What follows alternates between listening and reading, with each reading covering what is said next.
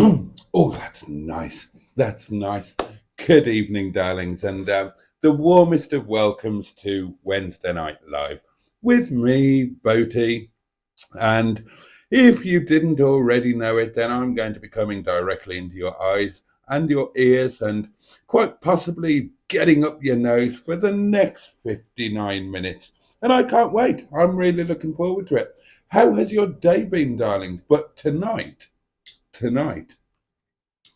I'm going to dive straight in.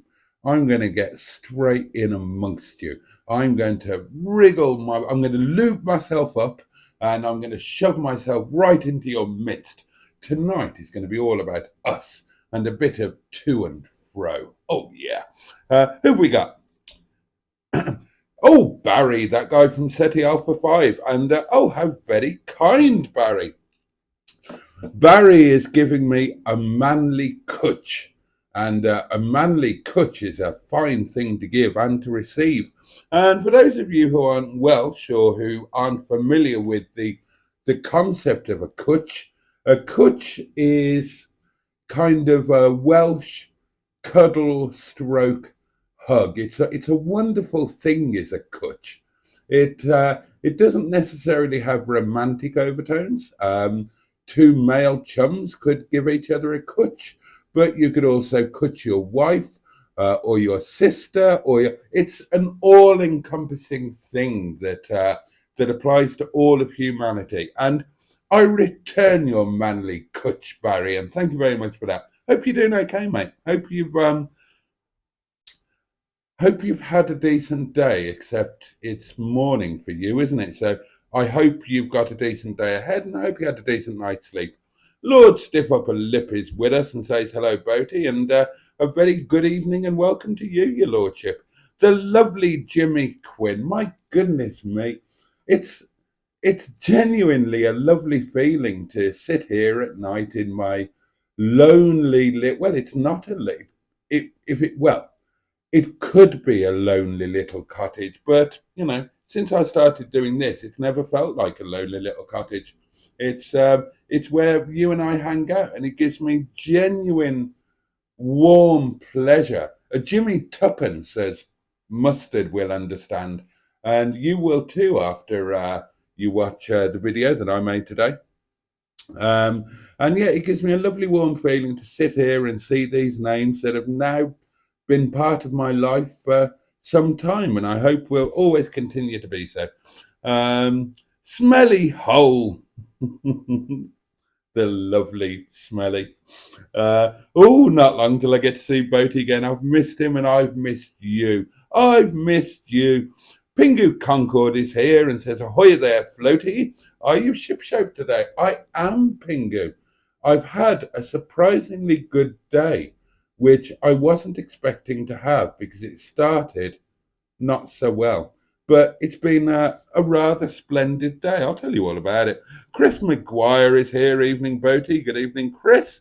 Frank G _05, our young friend who pays best part of 400 quid a month for the insurance on his MGZR. So that's, jolly fair play. I mean, what a valued and worthwhile member of the MG Rover community to pay 300 and something, best part of 400 quid a month on to insure one of the vehicles that we hold in some regard.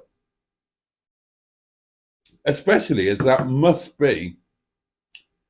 take up pretty much all of your wage, mustn't it, Frank? Hello, Boaty and everyone, says Andrew Buttigieg, who we know and love as Ivor Spotty Butty. And a very good evening to you all. That's kind. John Stoodley, who we also know and love. Hey, Boaty, hey, chat. Neil is here, a.k.a. the Gibbinator, a.k.a. the very nice man, a.k.a. the very, very nice man. Neil, before I forget, I needed to talk to you. Remind me of your Momo and curry order and when it is for, because I've forgotten. I have ordered it. I think the Momos have actually been made, but I can't remember which Monday it was for, and I can't remember how much curry you wanted. Anyway, But aside from that, Neil says, hello all, how the dickens are we? And I'd like to know that as well. Hi all in the chat, says James Ray. Lovely Jim. Evening, Mr. Tickles, or should I call you Mr. Pickles after last night? That's quite good, actually. Hi, Mr. Boaty, sir, says Chaz Brown. Hope your day has been fine. It has. I've had an enjoyable day. And I will tell you about it. So a bomb, Holly bomb. Sophie is with her. Oh God, all of you fabulous people. Hello, Boaty and all, says Sophie. Hope you're okay and have had a lovely day. And we hope you've had a lovely day too, Soph. We hope that everything is on a massive upswing for you and life is about to become just more and more fabulous on a weekly basis. That's what we hope for you because you're a good egg. Oh, this is nice. This is nice. Hang on, where's that gone? Have I missed something? Oh, I did. Simone is here, the lovely Simone. Hello to you. Hopefully you'll be with us for a while, my lovely, and hopefully your day has gone well and you're feeling a bit more positive than you were last night. I hope so anyway. Let us know how your day's been because, you know, we do worry about you. It's 5 p.m. here, says Barry. I'm 6 hours behind. Oh, right. Okay. Well, then I hope you've had a good day and I hope you have a lovely evening. Yeah, I agree, Frank. Yeah, I'm not far off your monthly wage, but it's worth it, though, in Frank's eyes, to keep one on the road. Fair play to you. And now Joe is here. My God. Meet the boys, 'cause the gang are here. The boys to entertain you with music and laughter to help you on your way. Will make you feel happy and glad you're gay or something. With songs and something else too. And then we'll all go for a poo. Yes, meet the boys, 'cause the gang are here. The boys to entertain you. BOBOYS, boys to entertain you. And that, of course, was the theme tune from Auf Wiedersehen Pet. A very good television programme indeed. Anyway, Joe's here, Cars with JC. Do subscribe to all of these channels, by the way, if you haven't already. Hello, Jason and chat. How are we? Joe, we're great. We hope you are too. We are coming up this Monday, says Neil. This Monday coming. So same Momo order as before. And how much curry do you recommend? And let me know how much I owe you. So what was, oh God, what was the Momo? Was it 200 Momo, Neil? 200 Momo with chutney. And as for the curry's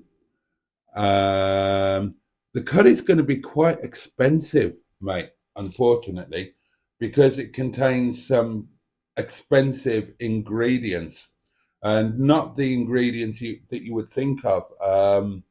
Some of the ingredients are literally from Nepal, and I don't mean that they are. I don't mean that they were grown in Nepal but sold in the UK or something. I mean that they're not available in Europe, and they are literally brought back from Nepal by one of the Nepali community. We kind of take it in turns. Whenever anybody goes over, they bring the stuff back that we can't get here. So it's going to work out a bit on the pricey side, but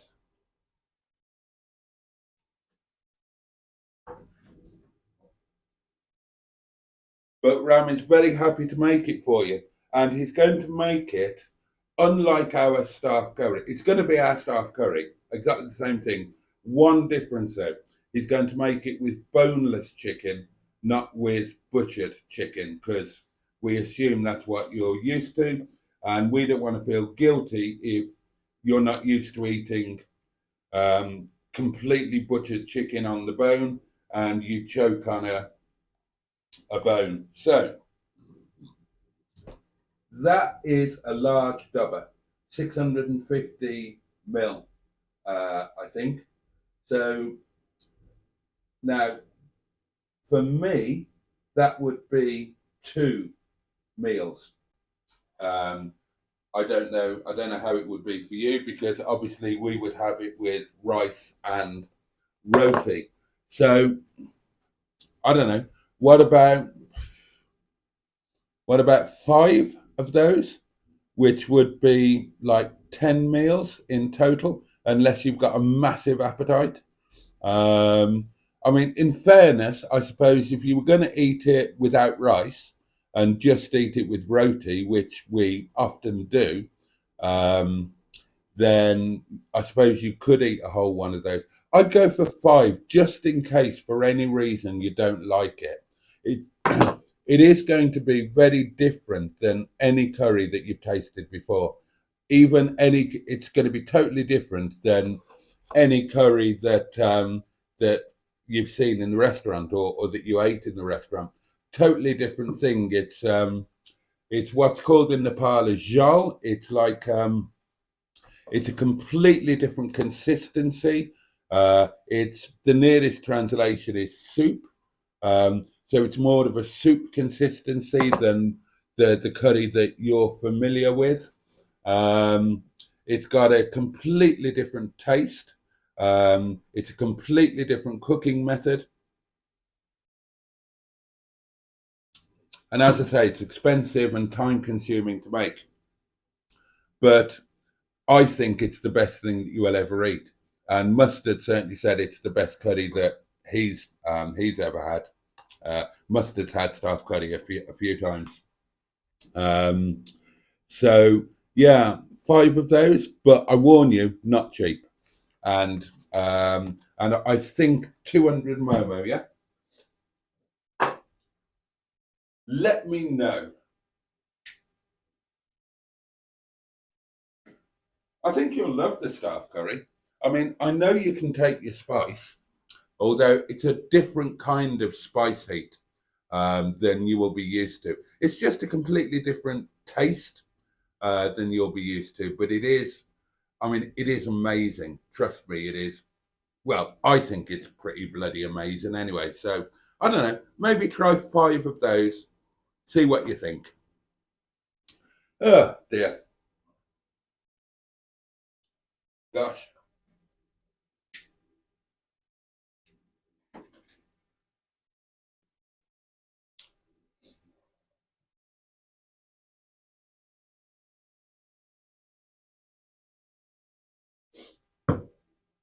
I'm quite looking forward to next Monday now. That'll be fun. Oh, so you'll be coming on your way back from Blackpool, I suppose. Is that how it works?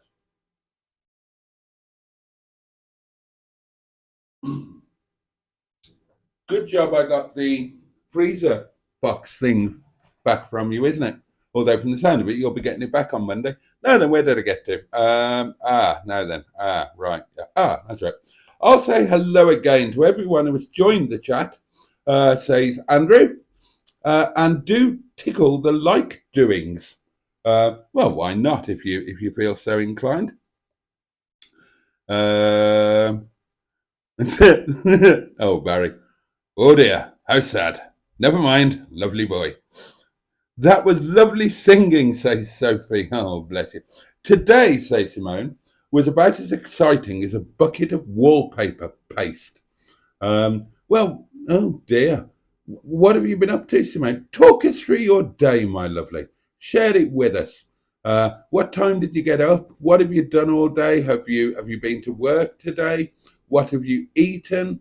Let us know. Let us into your life. Give us an insight. Uh, who's a hungry boy then? Says Andrew. St. David's Day tomorrow, says John Maruzzi. Is it tomorrow? I thought it was Friday. Yeah, it's Friday. What are you talking about? It's not tomorrow at all. God, you made me look then. Yeah, it's St. David's Day on Friday, not tomorrow. And there will be, possibly shorter than usual, but there will be a live stream on Friday. There will be a St. David's Day live stream because, quite honestly, I'm not going to let the day pass. St. David's Day is very important to me. It's kind of the most important day of my year. Oh, and you were in South Wales over the weekend, John Moretzi. That's good. Well, tell us, whereabouts in South Wales? South Wales is, of course, Welsh Wales, as any South Walian will tell you. Although a North Walian, or Gog, as we call them, because they come from Gogland, they will tell you that they are the real Welsh and that we are the imposters. There is a bit of north-south rivalry in Wales, but it's all good natured, you know. Because I mean, the one thing that we combine on is we all hate the English.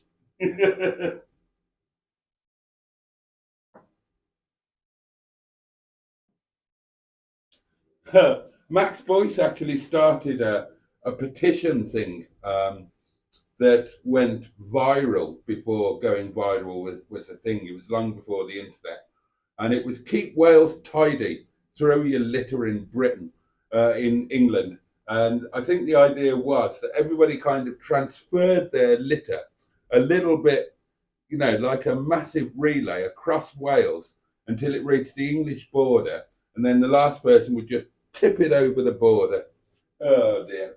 I mean, it's only good natured thing. Of course, we don't really hate the English. There's just a little bit of needle there because, you know, historically in the dim and distant past, the English, were complete bastards. Not just to us, but to many other people. And let's face it, historically, a lot of people around the world have got bloody good reason to hate the English. But these days it's all in jest and tongue in cheek, isn't it? Because the colonial Raj has long gone, and now we just live together in a happy big old melting pot. Ish, within reason. I'm good, thanks, says Joe. HW100 or HW100 or HW100 is with us and says, good evening, Boaty. Jolly good evening to you. Oh, okay. So some of you do remember it ain't half hot, mum. This is good. You cannot have a bombardier puff. Oh, and Carlos Fandango Super Wide Wheels is with us and says it was a theme to it ain't half hot, mum, you big div. I think I knew that. I think that was a little bit of a joke. Mr. Lardidar Gunner Graham. What is Momo, says HW100? A very good question. Momo is the national dish, or one of the national dishes of Nepal. But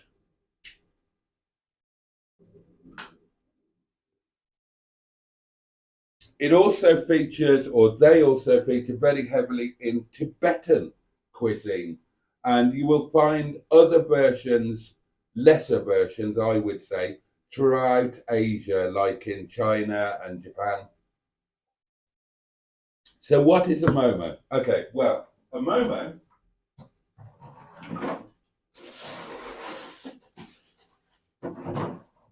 is basically a dumpling.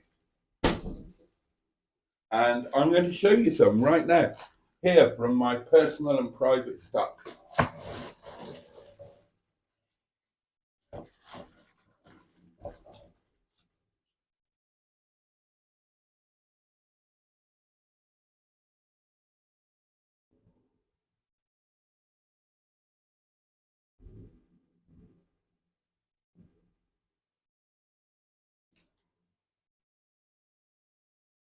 Not sure how well you can see that, but there you go. Those are momo. And what they are, as I say, they're a dumpling.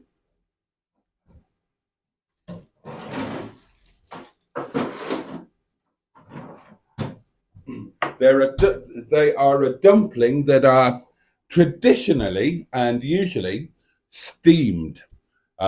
And they are served with achar, momo achar, or chutney is the nearest translation for that. And here is momo achar or chutney. Now, this is obviously frozen, but they can be deep fried, They can be served in a really highly spiced soup, but traditionally they are steamed and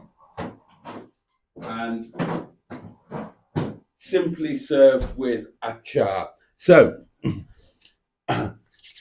they are handmade, and they can be made with either vegetables or meat.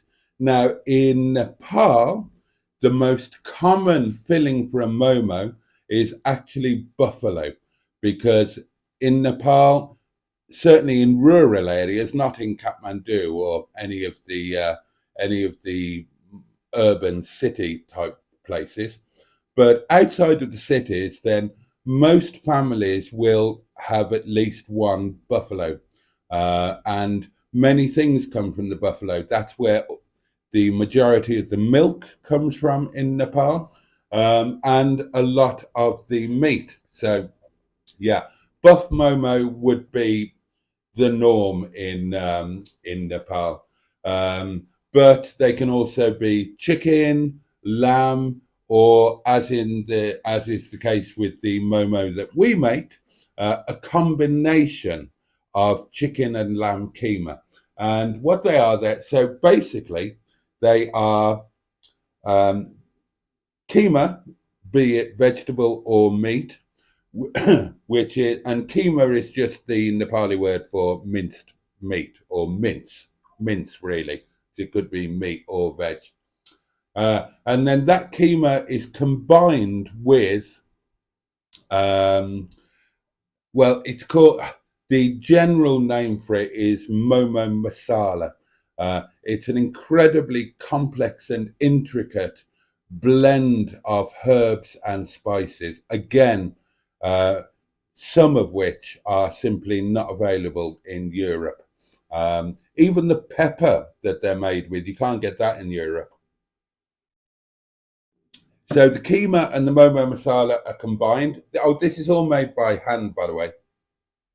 So it's all combined. And then the momo are made by making a very simple pastry, just chapati flour, water, little pinch of salt, roll it out, cut circles out using anything circular, a glass, a mug, anything like that.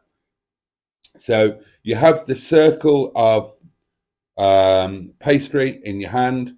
You add a spoon or a forkful of the momo masala, of the momo mix, and then you fold it by hand into the traditional momo shape, which is a kind of, well, it's a crescent shape. They're crescent shaped traditionally, and then they're sort of pleated a little bit like a Cornish pasty.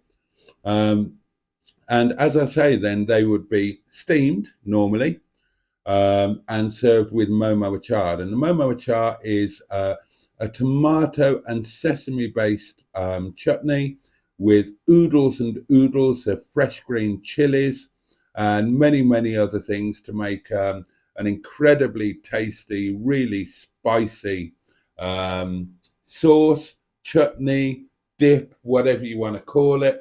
And that's how they would generally be served. Just your momo with your momo chutney or achar or whatever it is you want to call it. And they are quite honestly just one of the finest things that you will ever put into your mouth and taste.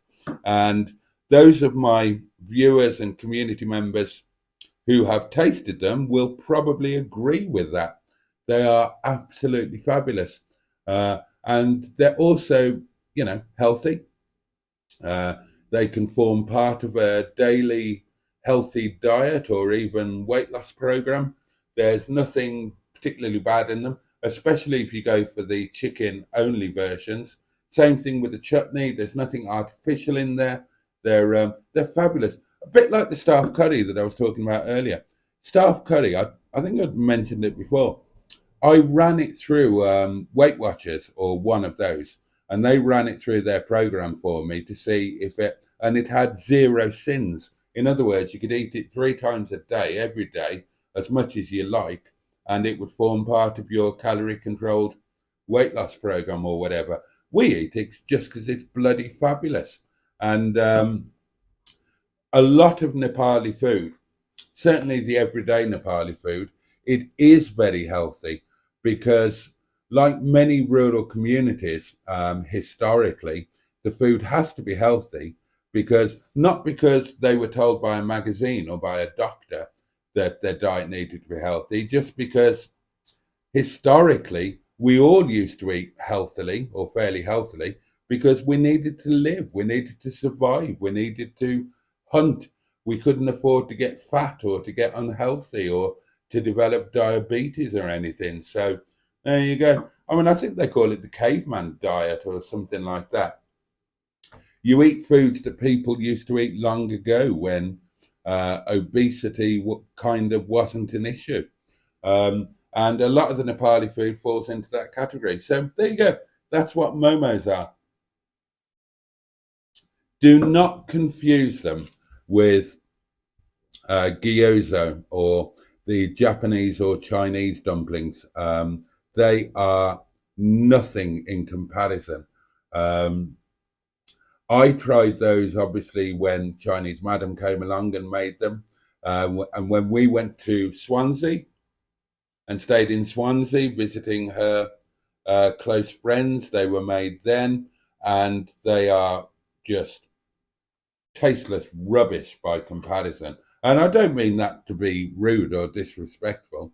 It's just that once you've eaten a genuine Nepalese momo, then you would never, you'd never go back. You'd never look at anything else. And they're difficult to find in this country. You can't buy them in any supermarket or even any shop. You simply can't buy them. Equally, you can't really make them, not authentically, because you won't have access to the ingredients that are unique to Nepal. Your only chance of eating them are to, if you've got a genuine Nepali restaurant somewhere near you, then they may well have them on the menu, although they won't be completely authentic. Ours aren't. The ones that we serve in the restaurant are not exactly the same as the ones that we eat ourselves. We tweak them slightly for the European palate. So that would be one chance of eating them. Your only other chance would be to have Nepali friends, because in any Nepali community conglomeration, for example, all of my lot, they all live in Nottingham, all relatively close to each other, then you will find that there is one or possibly two people in the community, and their full-time job is making momo at home. And rather than making momo in every individual home or house, they will buy them from these people. And even the restaurants may well buy them from these people. So if you know somebody like that, you could get some. Otherwise, you can buy them from me. Yes, I do. I can and do supply authentic, handmade, homemade Nepali momo, complete with chutney. Anyway, that's enough of that. I'm bringing my own chiller box, says Neil. I'll stick with the momo this time. And when I come down to Pride of Longbridge, I'll do the curry order, if that's okay with you. Yeah, that's fine, Neil. That's fine. So is it 200 with chutney? Just confirm that for me. I feel a bit better today, says Soph. Just got a sore throat, but I do have some good news. Oh, that's brilliant. Hello. John Stoodley has now got 56 subscribers on his YouTube channel. That is brilliant. I've not been going so long that I don't remember what it was like to start. And I remember getting those first 50 subscribers. And I was going along the lines that were advised by Dan's Bangers. Now, Dan said that as a new YouTube channel, your goal should be to get 50 subscribers in your first year, one a week. And I thought, yeah, that sounded reasonable, Because the problem is, when you start, you'll see all these huge channels, and you might even see friends of yours who've got 1,000 or 2,000 subscribers, and you've got like 8 or 9, and you want to get 1,000 too, or you want to get 2,000, and you might not realise that the channels with those slightly larger numbers have probably been going for a long time, whereas you've maybe only been going for a month or something. So I was really pleased when Dan spoke about that, because it kind of reset my expectations. So I reset my goal to getting 50 subscribers in my first year of doing YouTube. And that kind of made things a lot more realistic. So I wasn't getting disheartened or getting down when I'm looking and I've still only got 8, 9, 10. Mustard was number 12 or number 13. He was my 12th or 13th subscriber.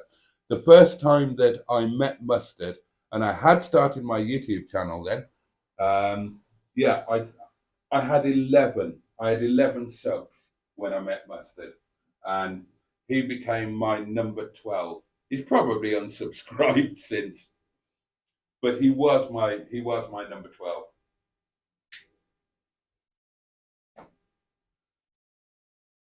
So, John, if you've hit your 50 within 12 months of starting your channel, then I would say that you've done jolly well, and you should give yourself a pat on the back. Oh, I meant Friday, said John, since I skipped today to Thursday. Okay, well, I can't wait for Friday. 1st of March, first day of spring in my mind, even though the weather might not be spring-like. Mentally, St. David's Day is the beginning of spring for me. And of course, as a very proud Welshman, St. David's Day is it's important. It's a good old day. Who would like to know the good news, asked Sophie. Well, we all would. We all would. John goes on. I was in Gorsainon between Swansea and Llanelli, but I spent Saturday night in Cardiff city centre. What an eye-opener. Quite impressive. Cardiff is quite impressive now. We've done it up. Cardiff used to be a terrible shithole. I mean, it really did. It really did. Whereas now, Cardiff is quite impressive. There were many years where I didn't go to Cardiff, but I went. The last time I was in Cardiff was with Chinese Madam to do some highly illegal money laundering, but we won't talk about that. Bloody hell. That was an interesting sodding day. I wish I'd been doing YouTube then, or I'm glad that I wasn't doing YouTube then, because I would have filmed it. And I would have got amazing views, but I would almost certainly have been killed by the Chinese government or the Chinese gang members who organised these things. I probably shouldn't say too much about this, but the point was that we had to go to Cardiff, and it was quite an interesting day. But yeah, Cardiff was a lot different than it was when I was a boy in the way that I remember it. And the same goes for Swansea as well. I will wait until Boaty sees the message, says Sophie. Oh, right, fair enough. Sorry if I got a bit behind again. England tried to wipe out the Welsh language, or Cymraeg, says Barry. And yeah, that is partially true. I mean, we have to take some responsibility as well. There was a period where we allowed the language to lapse. Now, when I was a boy, although we came to England when I was very young, I did go to Welsh school, and Welsh was my first language as a child. It was my family's language. It was the language of the village. Welsh was the first language. And I'm ashamed that I have pretty much zero Welsh remaining. That's to my eternal shame. And trying to learn or relearn Welsh as an adult is so close to impossible. It's untrue. But there was a period, certainly the generation that came after me, where the Welsh language was allowed to decline. It wasn't taught in schools as a matter of course, and so on and so on and so on. And then at some point, I can't remember exactly when it was, as a nation, we decided to reclaim our language. And and it began to be, and in fact, the Welsh government, the devolved Welsh government, the Senedd, relatively recently, they introduced a thing where if you wanted to work as a civil servant in Wales, if you wanted to work for or with the government, you had to have or be prepared to learn some very basic Welsh. So in other words, you needed to be able to answer the phone and greet the caller in Welsh or stuff like that. And yeah, we kind of took it back. And I think that is a really, really good thing, because there was a time where the Welsh language became a joke. Now, proper Welsh people will recall this. There was a time when the Welsh language was an afterthought. And whilst we had road signs and so on in that were bilingual in Welsh and English, they were auto-translated, or they were translated by a non-Welsh speaker. And when the internet first became popular or first became a thing, then there were instances of this that popped up left, right, and centre. And now I'm trying to think of one of the most famous ones, and it was there was a government department whose job was to translate English into Welsh for road signs and things like that. And this is absolutely true. I can't remember the exact details. Maybe some of you can. But there was a situation where somebody sent a road sign or direction to this department by email. So this was probably in the late 1990s. And somebody sent this by email for it to be translated so that they could then put it on the road sign. And the translation came back and it went up onto the road signs in that county in Wales. Unfortunately, the reply that came back in Welsh was, "I'm sorry, I'm out of the office this week on annual leave. I will reply to you when I get back." And that's what went up on the bloody road signs, because everything was being managed by non-Welsh speakers. Now, not all of these things were as laughable as that, but some of them do live on. And the most notable one, or certainly the one that that I recall, because it rankles with Welsh speakers, is we've only got one motorway in Wales, and it is the M4. And if you travel down the M4, then as with any other motorway, there will be motorway service areas, service stations, whatever you want to call them. And you will see the Welsh signs for that, gwasanaethau. Unfortunately, that actually means religious services, chapel services, rather than like a motorway service area. And those are there to this day. You can drive in Wales and you will see them. But yeah.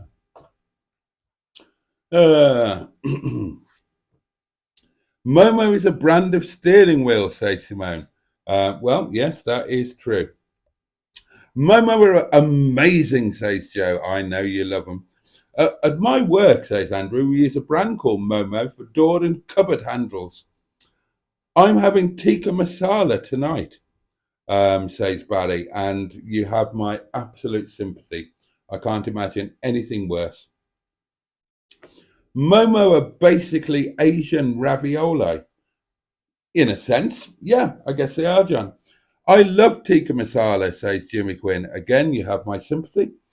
Um, I'm a big curry lover, says Barry, but only authentic korma and Rogan Josh. Oh, but only authentic. Sorry, full stop. Korma and Rogan Josh are about as Indian as I am. Absolutely correct. 200 with chutney, says Neil. Sorted. You will have them on, and you want them on Monday, yeah? So, right, I'll bring them home before Monday. Okay, no problem. And that will be, how much will that be? Oh, bloody hell. That's going to be a lot of money. 200 Momo is a lot of money. With chutney, it's certainly a lot of money. So that's, oh, God.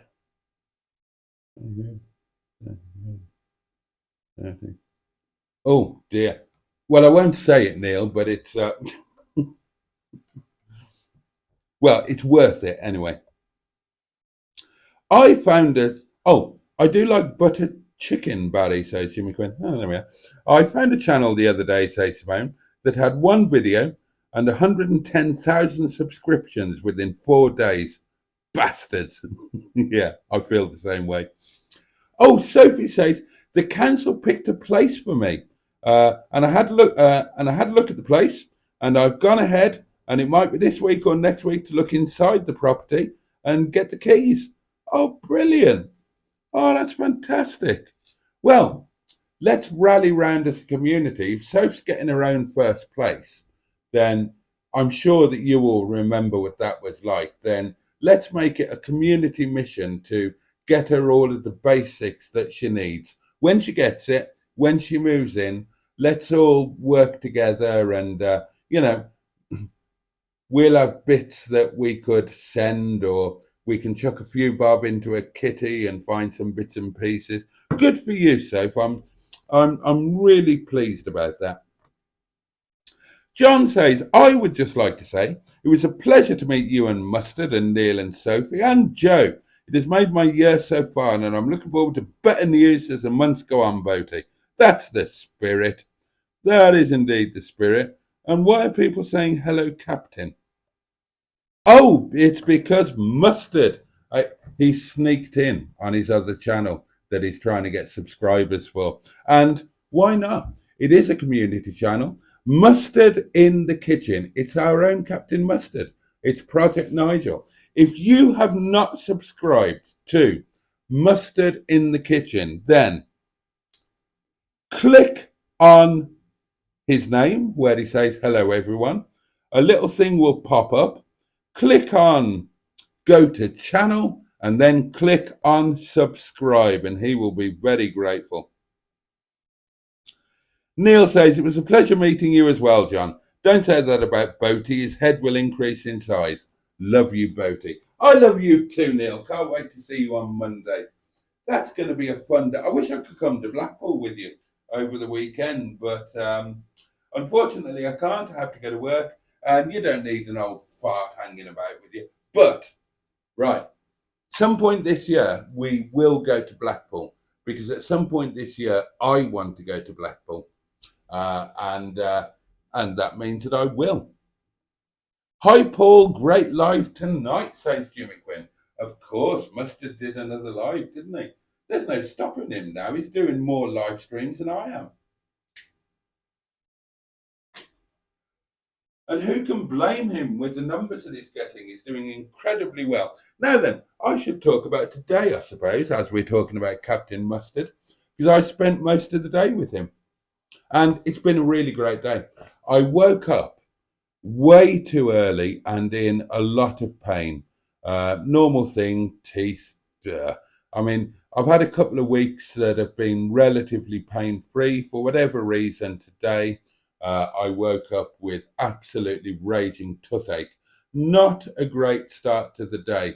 I managed to get back to sleep.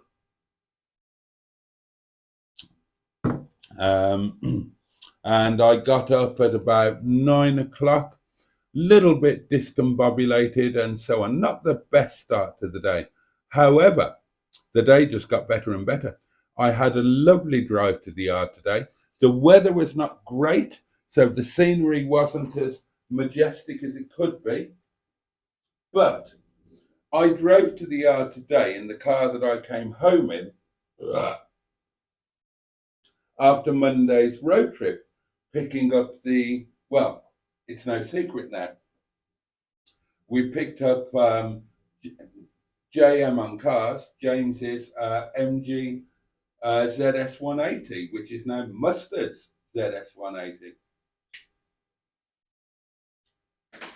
But the logistics of doing that meant that I came home in Mustard's 45 diesel. And obviously the point of today was for Mustard's 45 diesel to return up to Mustardland. So to make that happen, the idea was that I went to the yard, picked up Mustard, brought him back here, and then he went back in his car. And if the weather had been nice, I was going to do the journey in Mingebag for a bit of fun. You know, me and my pal in a nice, noisy, mid-engine bit of fun, and we would have had a right laugh with it. But the weather was a bit shitty, and I was a bit skinty, and the diesel had diesel in it. So I thought, well, I'll take the diesel. And I just had the best drive going there. Against all odds, I've just fallen in love with that car. Now, it's a bit sheddy. You know the car that I'm talking about. Mustard calls it Prince Albert because he thinks it looks like a piercing in a penis. But you know the car, and it's a little bit of a shed in some ways, but it's a shed with a heart of gold. And I just really fell for the car when I drove it there this morning. And you wouldn't expect that. You wouldn't expect that because there was there's no working stereo in it, for example, which is the first thing that would normally put me off and be a big no-no. But it was just fantastic. I really, really, really enjoyed it. So that was good, and I had a good blast down the motorway in it. It's a fabulous thing. It really is a fabulous thing. So that was a good start to the day. And I got to the yard and had a nice chat. Got reacquainted with the ZS180, all of that sort of thing. We didn't hang about in the yard too long. And then we set off to come home. And we almost came home here in Toby Charles. And then at the last minute, must have changed his mind. Basically, he changed his mind when he fancied the drive out in Toby Charles, as did I. I would have enjoyed that.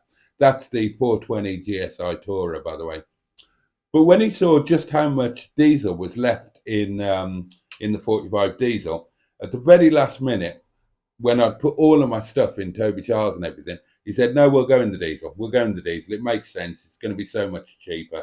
You know how it is for me and Mustard. We're always counting the pennies. So we went in the 45 diesel, but I said, right, I'm driving. Because as you know, the passenger seat in the 45 diesel makes you sit like Quasimodo because the backrest doesn't adjust and it's adjusted too far forward. And so I said, right, if we're going in that, then I'm driving. You can have the passenger seat for a change because I had to drive all the way down to bloody London on Monday, hunched forward in that sodding seat.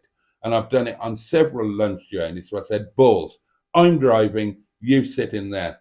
And he took it like a lamb, bless him. And I reminded him that he always said how much he enjoys being a passenger because he can do all of the filming that you can't do when you're driving. And we had a really, really nice drive home. Really nice drive home. We had a good old laugh. It was just lovely. I loved driving that car.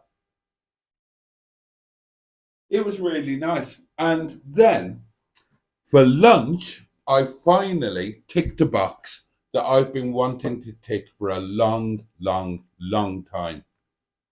Now, think back to all of the videos that you guys have watched of me going to the yard, right? You've seen them a million times. You know every step of that journey. I'm sure you do. Right. Think of Stony Middleton. You know where that is. You know. So we leave here. We go through the village of Baslow. We go past Fisher's on the right-hand side. We go over Carver Crossroads, where I sometimes get fuel.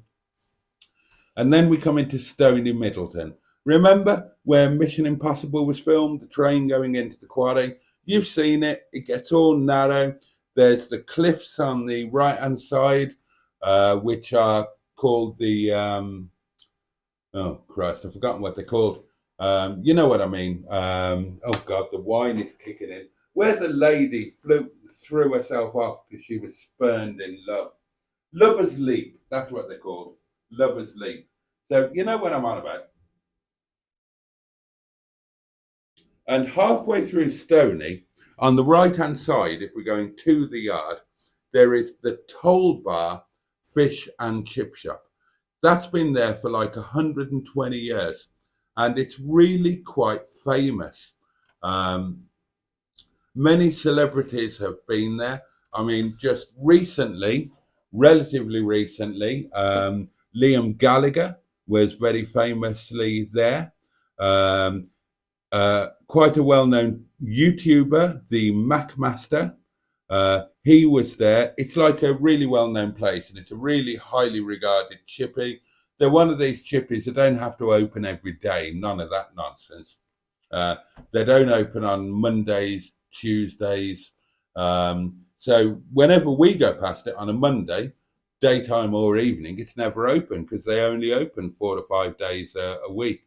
I think they open Wednesday, Thursday, Friday, Saturday. And they don't open late at night. They're only open until about 8 o'clock. But they do at least open all day. They don't open at lunchtime, close, and then open again in the evening. And I've wanted to try this place for ages and ages and ages because they keep winning all sorts of awards and all of that sort of thing. And oddly enough, when I woke up this morning the second time and had a look through my iPad, I've got them liked on my Facebook business account. And they woke up to see that they'd been nominated as UK Chippy of the Year or something from the UK, whatever it was. And I have never, ever, ever been there. And Mustard said at the yard today, what should we do for lunch? And it suddenly occurred to me, and Mustard was treating me to lunch because I helped him out a bit on Monday, and also because it was his turn anyway. And I suddenly had a light bulb moment. I said, well, there's a place near me, chip shop near me. We could go there and take it home. And he said, okay. So that's exactly what we did. I finally got to try the Toll Bar. I knew it was going to be expensive because, you know, a little bit famous, tourist area, all of that kind of thing. But I was intrigued to try it. And it's a lovely little place. I filmed a little bit there, so you will see that. It was a little bit more expensive than we're used to, but it wasn't stupidly expensive. It was no worse than Matlock Bath, but it was actually a lot better. The portions were a little bit small by our standards, but finally got to eat there. So yeah, we stopped at the old Toll Bar, brought the food back here. We had a relatively quick lunch, and then Mustard started off in the 45, which I'm going to miss very much, and which I'm going to try to buy from him. I need to make him an offer that he can't refuse because I need that 45 in my life. I'd already started thinking about rejigging the fleet. I mentioned it last night or the night before, getting Sheeson onto the full classic policy. Um, and with Brian having to go, then Brian was supposed to be my daily. Well, I reckon that 45 saloon is the daily that I should have. So, yeah, I just need to nag Mustard and make him an offer he just can't refuse on it, because I really, really fancy that as my daily car. And I fancy having it as a project, which is unusual for me. I don't normally do projects, but I would kind of like that as a project because it's a bit sheddy. It's fundamentally sound, but it is aesthetically and in some other ways a little bit sheddy. And I would like to have that as a project to see how much I could improve it with my very limited skills. And it would save me a fortune because it's so ridiculously good on diesel. So there we are. And then Mustard buggered off. I went to work. I've had a good night at work. We were busy. We did good business, made good money. Nothing awful happened apart from a TripAdvisor review that, oh, I'm going to rip them a new fucking arsehole when I reply to that. I'm going to reply to it tomorrow. I daren't do it tonight, not after wine. I'm going to be too harsh. But if you want to see the review, just have a look at the restaurant on TripAdvisor and look at the most recent review. It's not a real review. It's a malicious review left either by somebody that I've pissed off or by a competitor or something like that. But anyway, that's enough about that. Where did we get to? Oh yeah, Mustard was saying hello. That's right. It pissed it down all day, says Simone. I got turned away from the garage for my tracking as they overbooked. Oh dear. It's been nice here, says Jimmy Quinn to Simone. Well, that's rubbing it in, isn't it? Okay. Why do people do that? It's been a horrible day. Well, it's been nice here. I couldn't sleep last night. I have insomnia. Oh, I get off to sleep within 5 minutes of my head hitting the pillow. Why do people do that? Sympathize with people. Don't just tell them that you're in a better situation than they are. Oh, dear.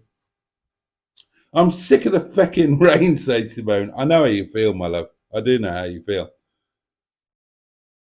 What? Okay, don't understand that one.